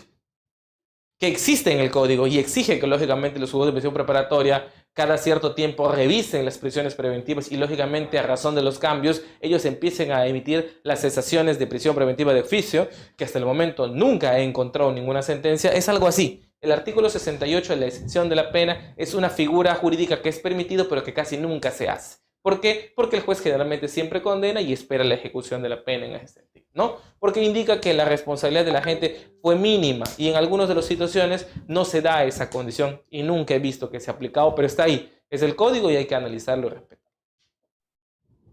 Bien, doctor, nos dicen también cuáles son los pasos a seguir en la rehabilitación de los antecedentes penales, policiales y judiciales. Uy, el proceso de rehabilitación es un proceso no tedioso, pero simplemente marcado con varios procedimientos. Primero, para poder solicitar la rehabilitación necesitamos primero determinar bien el plazo. A ver, vamos más o menos para darles un enfoque. Primero, determinar bien el plazo. Ver que ya se extinguió la pena. Que ya se extinguió la pena. El pago de la reparación civil. Si es que aún no se ha extinguido la pena, porque si extinguió la pena, obviamente ya no necesitaría el pago de la reparación civil. Y por último, los originales o las copias certificadas de la sentencia condenatoria más sentencias de segunda instancia, si lo hubiera, más recurso casatorio, más resoluciones consentidas o resoluciones aclaratorias o de corrección. Y acá es importante, un problema que siempre sucede. José con Z, José con S, yo sé, y de repente acá yo sé. Estos errores en una letra impiden el proceso de rehabilitación. Hasta que no se corrija se debe emitir una resolución de aclaración o de corrección, ya sea en un apellido, en un número de DNI, en el delito, y necesitamos eso primero para poder iniciar el procedimiento.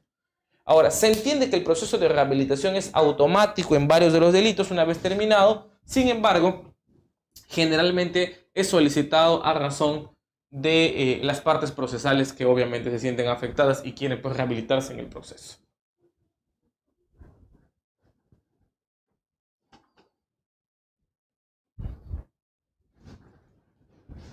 ¿Listo? Bien, ¿Alguna otra doctor, consulta? sí, aquí hay otra consulta que también nos están formulando en el chat, que nos dice lo siguiente. Doctor, sabemos que existen distintas modalidades de las causas de la extinción de la pena.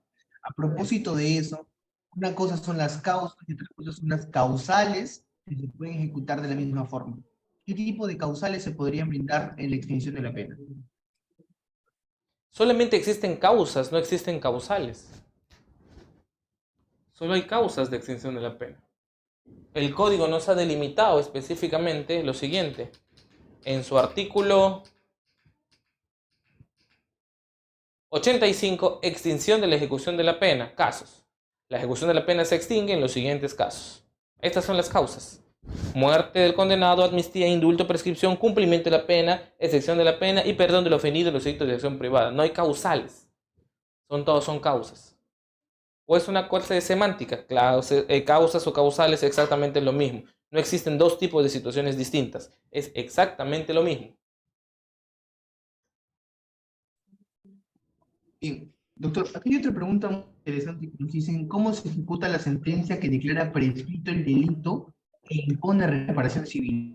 En el tema de reparación civil. Perdóname, no te he entendido. ¿Cómo se? Ejecuta la sentencia que declara prescrito el delito e impone reparación civil. ¿Cómo se ejecuta la sentencia que declara prescrito el delito? A ver, E impone reparación civil. primer punto, no se prescribe el delito. No se prescribe el delito. Ojo, hay que hablar con propiedad. No, el delito se prescribe en la acción penal. Acá lo que se prescribe es la pena. Prescribe es la pena. ¿Ok? No se prescribe el delito. Que se apliquen las mismas reglas para la prescripción del delito en la acción penal es otra cosa, pero acá se prescribe el delito. Aquí se prescribe la pena, no el delito. ¿Estamos de acuerdo? Entonces, una vez que uno ha trasladado su tiempo y hace determinado la prescripción, se emite una solicitud pidiendo la extinción de la ejecución de la pena al juez que está lógicamente encargado de la ejecución, que generalmente es el juez sentenciador. Ahora es muy importante, dato, muy bien esa pregunta. Si se ha emitido una terminación anticipada, ¿quién es el juez que va a ejecutar la pena? El juez de investigación preparatoria.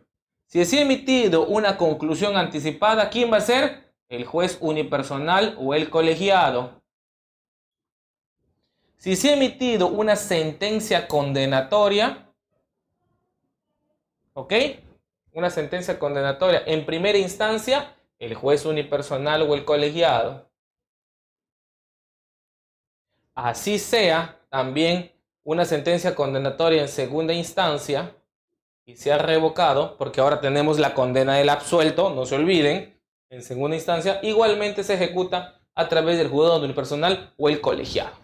O quizás también, en el poco de los casos, en recurso de casación, ¿no?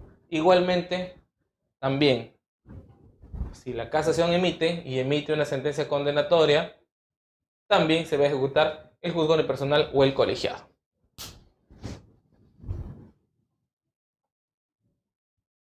Doctor, aquí hay otra consulta que nos hacen y nos dicen, ¿la solicitud de extinción de la acción penal por duración máxima puede ser presentada en cualquier etapa del proceso penal, aún en casación, o existe alguna tramitación especial? ¿Cómo? A ver, no te entendí. La solicitud de extinción de la acción penal por duración máxima puede ser presentada en cualquier etapa del proceso penal o se puede tramitar en casación de acuerdo a una tramitación especial. A ver, para empezar, lo que me estás planteando es una figura muy poco usual. ¿Por qué? Vamos a plantear por esto.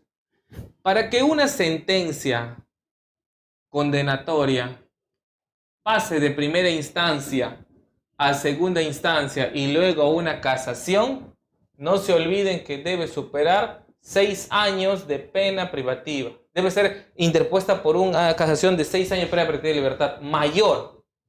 Si es menor, no va a casación, salvo la casación excepcional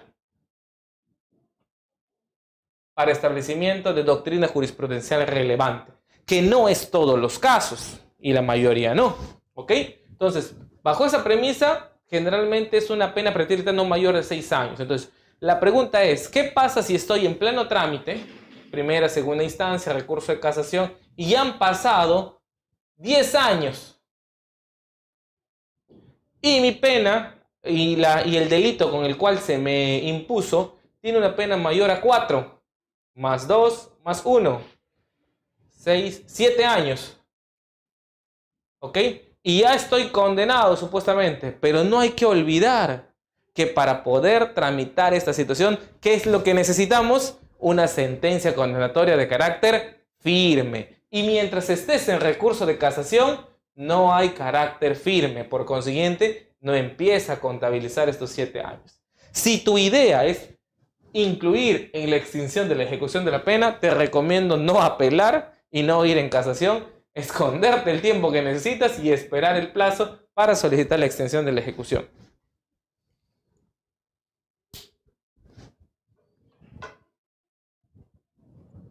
Y doctor, y a propósito de eso, ¿desde cuándo se computa? ¿Desde la fecha que se confirma la sentencia o desde la fecha que no impugnan la sentencia? Desde el momento que se declara consentida la sentencia. Mientras estábamos exponiendo, tocamos esa problemática. El consentimiento se da específicamente cuando emites la resolución de consentir. A ver, cada órgano jurisdiccional es diferente uno de otro. Por ejemplo, hay órganos jurisdiccionales. Vámonos en este supuesto, ¿ya? Primero, se establece inicialmente una sentencia de... a ver, vamos a hacer específicamente. Se establece una sentencia condenatoria.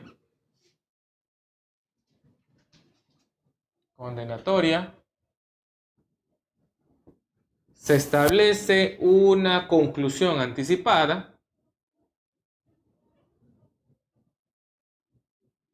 Se establece una terminación anticipada. Muy bien.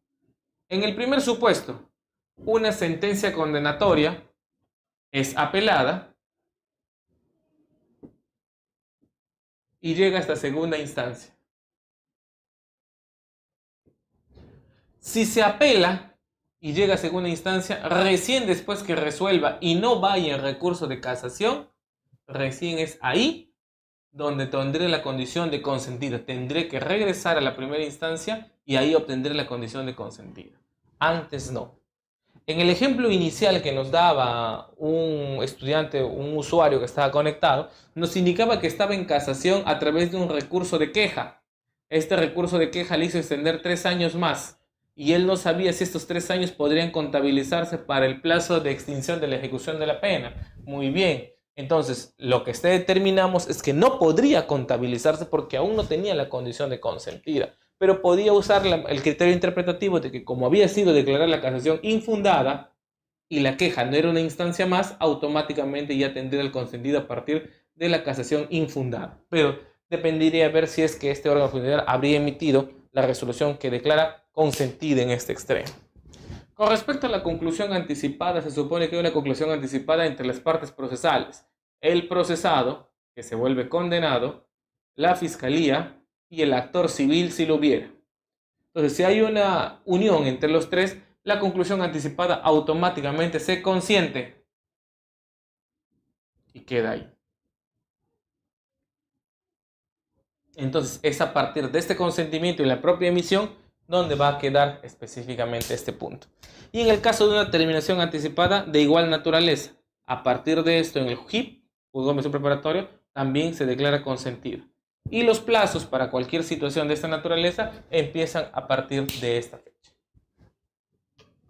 Muy bien. Entonces, ¿estamos claros con eso? ¿Alguna otra pregunta?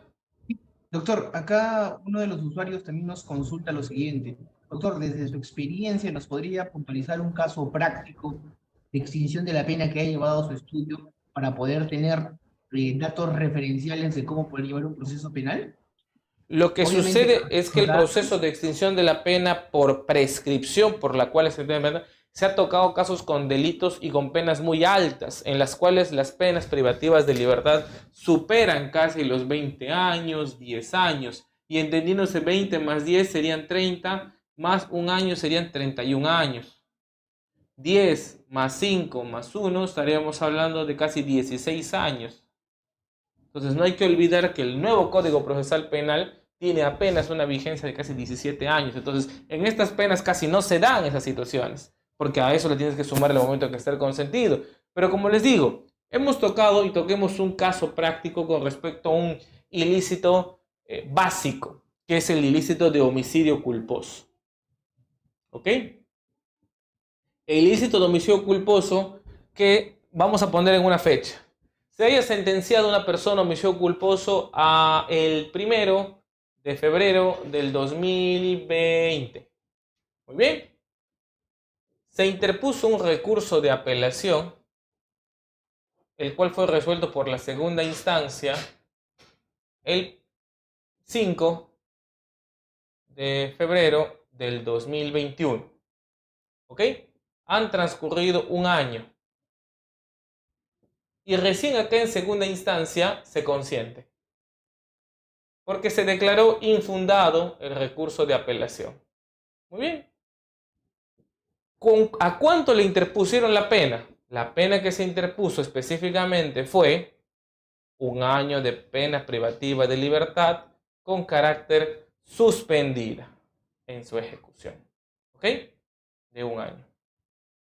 Tenemos que esperar que transcurra el año. Si por un caso este año transcurre y se hace la revocatoria, a la fecha que se hubiera hecho la revocatoria, vamos a ponerle una fecha tentativa, 10 de abril del 2021, porque no cumplieron las reglas inmediatamente. A partir de ahí, de esta fecha de la revocatoria, empezaría el proceso. Y el homicidio culposo es sancionado con una pena no mayor de 2, es decir, 2 más 1 más 1 serían 4 años. Si esta persona está en fuga y está a buen resguardo, recién se sumarían, quiere decir que el 10 de abril del 2025 recién ya no podría, lógicamente, someterse o estaría sometido a la extinción de la ejecución de la pena, y hasta esta fecha, lógicamente, no podría estar y no podría presentarse. Inmediatamente acá se debería solicitar la prescripción de la ejecución de la pena. Y automáticamente ya no podría ejecutarse la pena en este sentido, ¿no? Y solicitarte al juzgado que dio origen, que sería el juzgado de unipersonal correspondiente con respecto a este delito.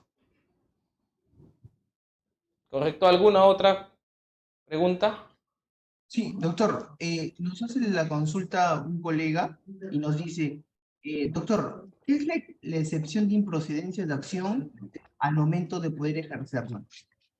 Perdóname, no te entendí. ¿Qué es la excepción de improcedencia de acción? ¿Podría darnos unos comentarios referentes Pero a la ello? excepción de improcedencia de acción no es una causal de extinción de ejecución de la pena. La excepción de improcedencia de acción es una causal de excepción de la acción penal, no de la ejecución de la pena. Si nosotros tocamos ese concepto, vamos a confundir, porque acá estamos hablando de la pena. La excepción de improcedencia de acción es una causa de extinción de la acción penal. Vuelvo a indicar, por favor, la acción penal es con respecto al hecho delictivo. Para poder determinarse una condena final, que tiene que establecerse a razón de la acción penal en una condena. La pena es con relación a la sentencia condenatoria impuesta para poder determinarse su ejecución en un plazo. No olvidemos eso. La pena no presenta como una causa de extinción la excepción de improcedencia de acción. No. Ni la cosa juzgada. No. La que presenta como causa de extinción de la acción penal sí es la excepción de improcedencia de acción o la cosa juzgada. Eso es importante indicar. Doctor, acá nos hace la pregunta un colega y nos dice, ¿puede prescribir la acción penal ya ejercida? No te entendí. ¿Puedes prescribir la acción penal ya ejercida? Sí, es lo que nos hace la...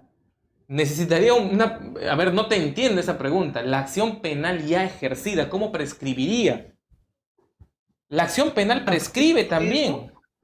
Sí, a propósito de eso nos hace porque hay un comentario de un magistrado que en un artículo menciona lo siguiente, y por título lleva eso, ¿puede prescribir la acción penal ya ejercida? A ver, nosotros estamos tocando pena, la prescripción de la pena. La acción penal también puede prescribir, pero la acción penal prescribe, puede darse la prescripción de la acción penal antes de la condena. ¿Qué quiere decir con esto? Vamos a tocar el tema. Pongamos fecha. Un ilícito fue cometido el 10 de febrero del 85. No, mucho. Del 95. 10 de febrero del 95, ¿ok? Y la pena de este delito es 10 años. ¿Ok? Se ha establecido que hasta el 10 de febrero de... Si es 10 años, estamos hablando del 95 al 2005. Claro, 2005. Hasta el 10 de febrero de 2005 tiene para ejercitarse la acción penal. Porque 10 años es la prescripción ordinaria. Muy bien. Si no se ejercita la acción penal a través de la fiscalía o de comunicación al juzgado o a la fiscalía, el 11 de febrero del 2005 ya no podría, porque se ha aplicado la prescripción ordinaria. Pero si se ha ejecutado hasta antes del 10 de febrero del 2005, va a iniciar la acción penal. Y efectivamente, a estos 10 años le tenemos que sumar 5 años porque se aplica la prescripción extraordinaria. Entonces, a esto le sumamos hasta el 10 de febrero del 2000, 5 años más, 5 más 5, 10. Es decir, que tiene que haber una sentencia condenatoria hasta el 10 de febrero del 2010. Si no ha habido una sentencia condenatoria antes del 10 de febrero del 2010, la acción penal prescribe. Y punto. Supongamos que estamos en alegatos de clausura y es 9 de febrero del 2010 y se pone para adelanto de fallo para el 15 de febrero del 2010. No podría darse el adelanto de fallo porque la acción penal ya habría prescrito antes del adelanto. Si se refieren a eso, esta es la situación. Bajo esas mismas situaciones, esta es la prescripción de la acción penal.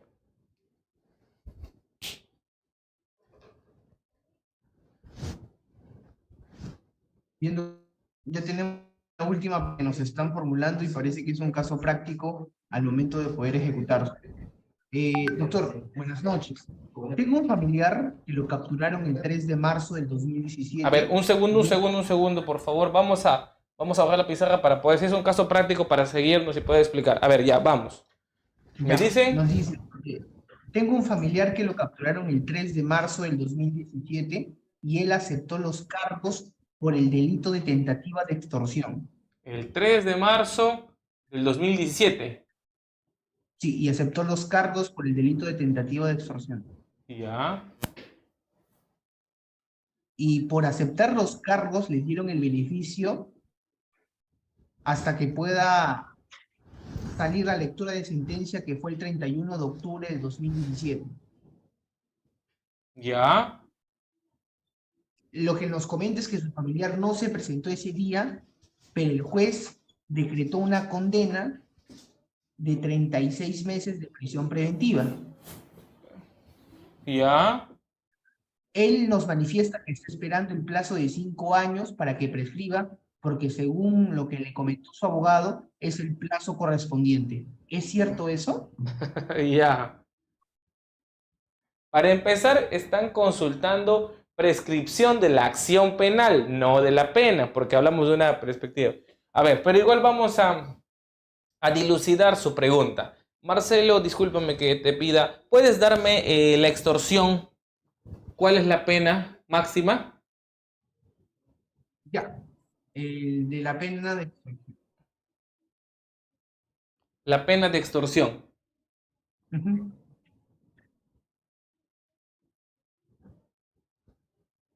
La tentativa no cambia la pena, solamente es una disminución prudencial por la no realización del delito. De 3 a 5 años es la pena. A ver, de Doctor, 3. de 3 a 5 años. Muy bien. Si tenemos una pena que es de 3 a 5 años, tomamos la pena máxima, entendiendo que es 5 años. Pero no prescribe a los 5, prescribe más la mitad, no se olviden, 2.5, o sea, 2 años, 6 meses. Y a esto le tenemos que sumar 1 año por suspensión de la prescripción por formalización y continuación de investigación preparatoria. En total estamos hablando de 8 años. 8 años, 6 meses. Si su familiar fue, aparentemente no hay una sentencia porque hay un 36 meses de prisión preventiva. Ojo, me están diciendo que no hay una sentencia porque hay una prisión preventiva de 36 meses. ¿Ya? Me refiere que lo capturaron el 3 de marzo del 2017. Se entendería que esa misma fecha, 3 de marzo, fue el hecho de la comisión delictiva. Puede ser que antes, puede ser después, pero no tenemos los datos. Pero si nos dicen que es el 3 de marzo del 2017 la fecha de la comisión delictiva, tenemos que contar ahí 8 años y 6 meses. Es decir, del 3 de marzo del 2017 contamos 8 años. Entonces sumamos a 8. Estamos hablando acá de 15 y una 25. 2025. ¿Ok? 2025. Del 3 de marzo de 2025. Y a esto le sumamos 6 meses más. Marzo más 6. 9. Es decir, 3 de septiembre del 2025.